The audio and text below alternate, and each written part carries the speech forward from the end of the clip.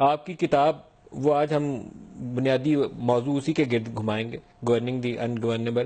اس کے اندر آپ نے بہت سی وہ چیزیں چھیڑی ہیں جو پاکستان کو آج چیلنجز درپیش ہیں.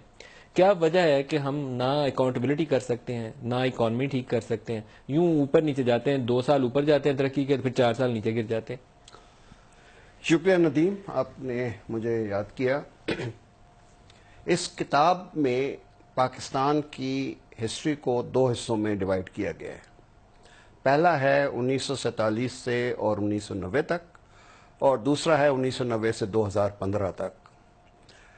اور اس میں یہ دکھایا ہے کہ 1947 سے 1990 تک کا جو پیریڈ تھا پاکستان میں، اس میں بہت زبردست شاکس آئے ہیں. ایک تو نیا ملک بنا، پارٹیشن ہوا، اس میں ہمیں کچھ نہیں حاصل ہوا. کوئی انڈسٹری نہیں تھی یہاں پر، کوئی فائنینشیل مینز نہیں تھے. اس کے بعد 65 کی وار ہوئی، پھر 71 میں ہمارا ملک جو ہے وہ ٹوٹ گیا. پھر بھٹو صاحب نے آ کے نیشنلائزیشن آف بینکس، انڈسٹری اور ساری سول سروس کو توڑا. اور پھر ضیاء الحق صاحب نے آ کے جو افغان وارز شروع کیا، تو ہمارا کلیشنگ آف کلچر اور ڈرگ کلچر اور یہ جہادیزم، یہ سارا ہوا. اس کے باوجود بھی پاکستان دنیا کے 10 بہترین پرفارمنگ ملکوں میں تھا. 6.5% ہماری اکنامک گروتھ ہوتی تھی سال کی.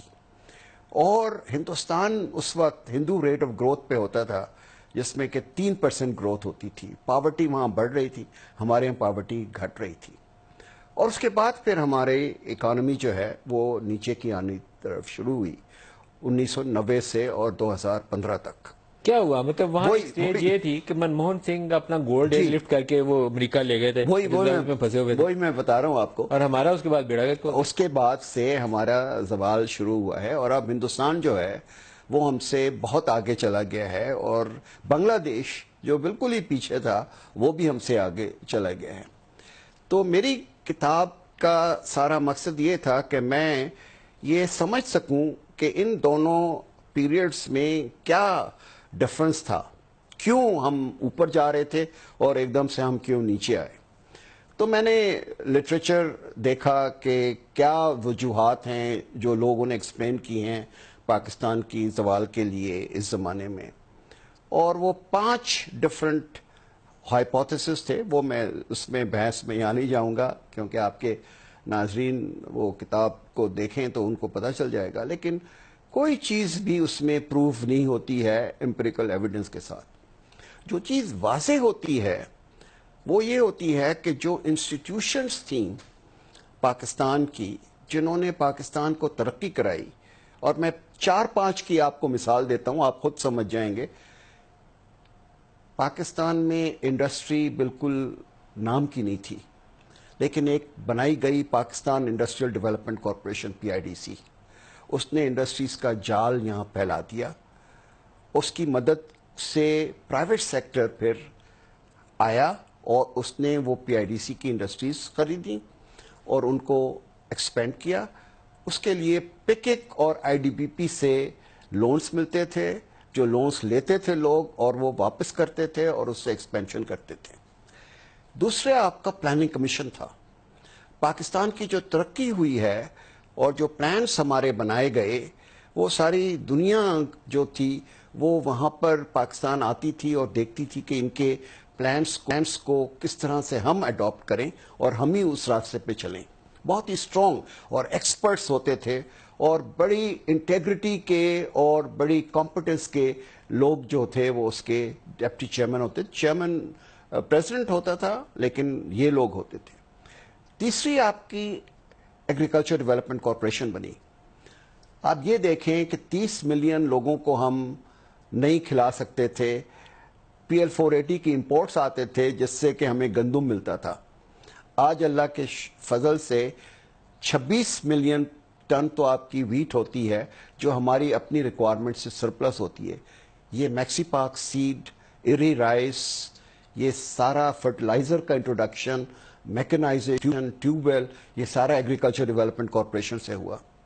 پھر آپ یہ دیکھیں کہ وابڈا جیسا ادارہ جس نے دنیا کا سب سے بڑا इंडस बेसिन वर्क्स बनाया, 2 डैम्स बनाई, लिंक कैनाल्स बनाई, बैराजेस बनाए, और पाकिस्तान के जितने इंजीनियर्स ने इन प्रोजेक्ट पे काम किया था उनको वर्ल्ड बैंक ने कलेक्टिवली उठा लिया और उनको नौकरियां दी। उन्होंने कहा कि आप अपनी एक्सपर्टीज जो है वो सारी दुनिया में बताएं। पीआईए का तो आपको मुझसे ज्यादा पता है कि पीआईए प्रेफर्ड की जाती थी। फॉरेनर्स जो थे वो कहते थे हमने पीआईए से सफर करना है, और उसी पीआईए ने सिंगापुर एयरलाइंस बनाई, एमिरेट्स बनाई, रॉयल जॉर्डनियन बनाई। तो आप ये इंस्टीट्यूशंस जो थी वो मजबूत थी, उसमें कॉम्पिटेंट लोग थे, ईमानदारी से काम करते थे, और इसकी वजह से मुल्क कहां से कहां तरक्की कर 60s गया। 70s 80s 60s 70s 80s तक। अब हुआ ये कि जब आपने 73 में सीएसपी कार्डर को ख़त्म कर दिया, कॉन्स्टिट्यूशनल गारंटी ख़त्म कर दी, और उसके बाद लेटरल एंट्री पे लोग आने लगे, तो वो यंगस्टर्स जो थे, जो बेस्ट एंड ब्राइटेस्ट होते थे पाकिस्तान में, उन्होंने कहा जी तनख्वाहें तो पहले ही कम मिलती थी, हमें एक जॉब सेटिस्फेक्शन होता था कि हम मुल्क के लिए कुछ कर सकेंगे। उन्होंने फिर सिविल सर्विस ज्वाइन करनी ख़त्म कर दी, और जो लोग आए उनके मकासद जो थे वो मुख्तलिफ होते थे। तो हुआ ये कि गुलाम शाह खान के होते हुए ज़ियाउल हक साहब कुछ नहीं कर सके, और वो जो मोमेंटम था 50 60 70 की दिहाई में जो अच्छे ऑफिसर आए थे उनके बलबूते पे ये मोमेंटम आगे चलता रहा। जब 90s शुरू हुआ और पॉलिटिकल गवर्नमेंट्स आ गई, वहां पर पहली दफा ये हुआ है कि जितनी चीफ सेक्रेटरीज और आईजी पुलिस होते थे, सेक्रेटरीज ऑफ द गवर्नमेंट थे, वो एक गवर्नमेंट बदलती थी उनको सबको हटा देते थे, अपनी मर्जी के लोग ले आते थे। तो जब लॉयल्टी हो गई criterion for getting top positions of the institutions, और कॉम्पिटेंस और इंटेग्रिटी जो थी वो आपने साइडवेज कर दी, तो आपकी जो इदारे हैं जिन्होंने ये काम करने थे, वही पीआईडीसी, वही एडीसी, वही वापडा, वही पीआईए, वही प्लानिंग कमीशन जो थे, वो तबाह होना शुरू हो गए। तबाह